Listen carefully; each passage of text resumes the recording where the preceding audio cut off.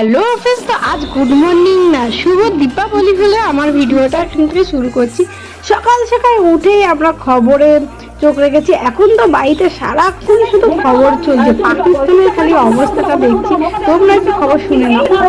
এই নতুন ভারত, মোদীর ভারত, আমাদের ভারত বোঝানোর ক্ষেত্রে বিশ্বাসী নয়। না সুযোগ, না মৌকা, নো সুযোগ, নো মৌকা, নো অপরচুনিটি, অনলি অ্যাটাক।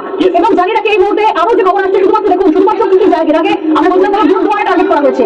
একটা নির্লজ্জ কাপড় গুরুদ্বারে, তো গুরুদ্বারে কি এবার একটা খবর আসছে ভয়ে গতে ঢুকে পড়েছে শাহবাজ শরীফ। বিস্ফোরণের খেলায় রক্তচোখ বাড়ল পাকিস্তানের প্রধানমন্ত্রী, নিজের বাসভবন ছেড়েই পালিয়ে গেলেন শাহবাজ শরীফ। কর্মবলী ভোগ করছেন ভারতের টেলার দেখেই হচ্ছে পাকিস্তানের প্রধানমন্ত্রী পালিয়ে গেল।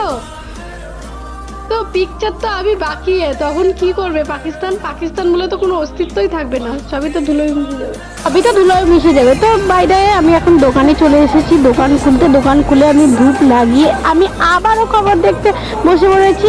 তো আমি খবর দেখতে থাকি, আর তোমরা মিনি ব্লগ দেখার জন্য চ্যানেলটা ঝটপট সাবস্ক্রাইব করে দাও। এখন টাটা।